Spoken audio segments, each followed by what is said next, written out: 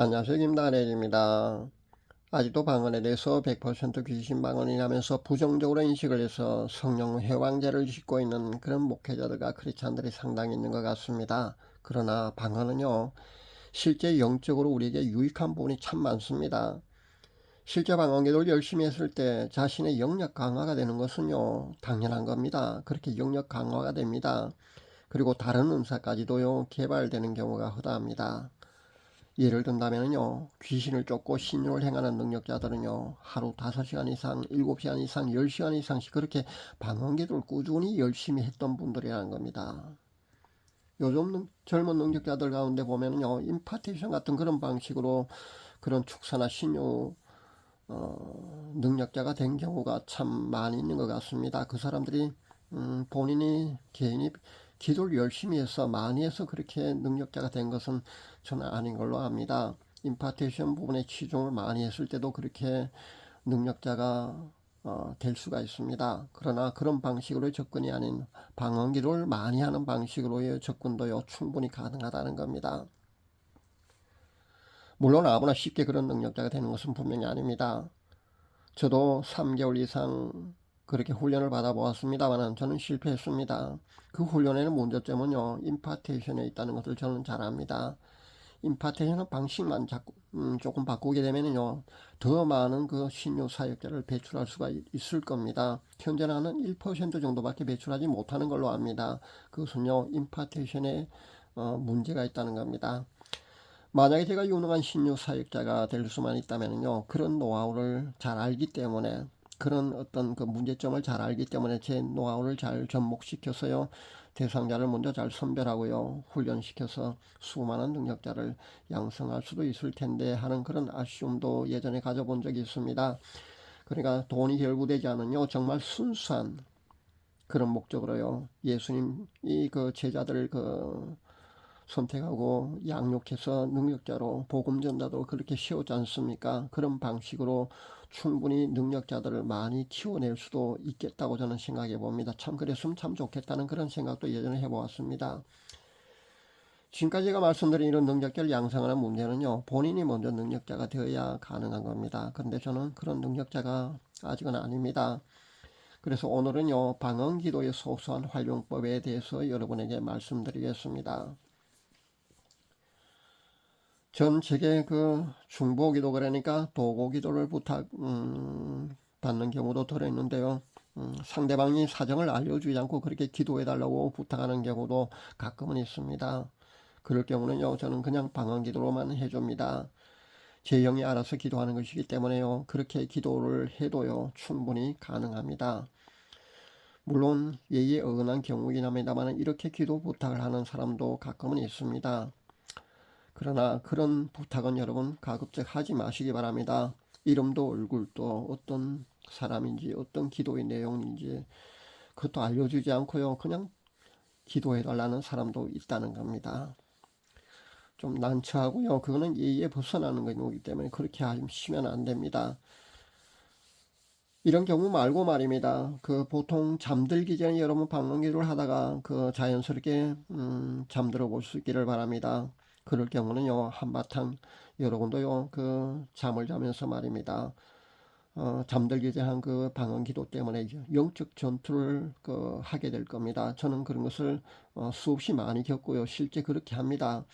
그리고 우리는요, 부지불식간에 악한 영의 공격을 허다하게 받는 경우가 많지 않습니까? 그런 경우도요, 잠들기 전에 밤 잠들 때까지 그렇게 방언 기도를 하다가 자연스럽게 수면에 빠져드는 것도 좋은 방법이 아닐까 저는 생각해 봅니다. 그러면은요, 영적인 어떤 문제들이요, 분명히 해결됩니다. 물론 누워서 마음속으로 해도 당연히 됩니다. 소리 내서 하면 좋고요, 그렇지 않고 마음속으로만 여러분이 방언 기도를 하셔도요, 충분히 효과 면에서는 큰 차이가 없습니다. 기도인데 뭐 일어나서 무릎을 꿇고 하는 것이 맞지 않느냐면서요, 기도의 자세에서 그렇게 언급하거나 아니면은 뭐 꺼림칙하게 생각하실 필요는 여러분 없습니다. 기도는요, 하나님과의 영혼의 호흡입니다. 그리고 하나님과 영혼의 대화입니다. 그렇게 생각한다면은요, 앉아서 하든 누워서 하든 서서 하든요, 운전을 하면서 하든요, 쉬지 말고 그렇게 기도를 하는 것이 좋습니다. 그러니까 굳이 자세나 그런 형식적인 문제에서 탈피해서 좀 자유롭게 하셔도 된다는 겁니다.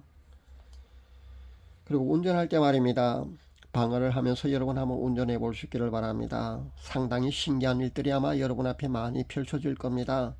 교통사고 예방은 물론이고요. 어떤 때는요, 분명히 지각할 수밖에 없는 그런 난처한 상황에 처했을 때 여러분이 달리기만 하면은요, 붉은색 신호등이 갑자기 초록색으로 바뀌기 시작하면서요, 모세의 기적이 도로에서 펼쳐지는 그런 경우도 저는 몇 번 겪었습니다. 당연히 여러분들도 그렇게 했을 때 아마 저와 같은 그런 경험을 할 수 있을 겁니다. 그래서 지각할 수밖에 없는 그런 상황이었는데요. 정확하게 정시의 목적지에 도착하게 된 그런 경우도 저는 몇 번이나 겪었습니다. 당연히 교통사고가 날 뻔한 그런 위급한 상황에서 피해가는 그런 아주 그런 상황도요, 여러 번 겪어보았습니다. 어떤 분들은 운전할 때 복음성을 틀어놓고 운전하는 경우가 많다고 하는데요. 그 방법도 좋은 방법이긴 합니다. 그러나 전요, 그 방법보다도 방언 기도를 하면서 운전하는 게 더 효과적이라고 자신있게 여러분에게 말씀드립니다. 그 외에도 말입니다. 위급한 상황 그리고 다급한 상황에 직면했을 때 여러분 방언 기도를 한번 해볼 수 있기를 바랍니다. 효과가요, 그 즉시 나타날 수도 있을 겁니다.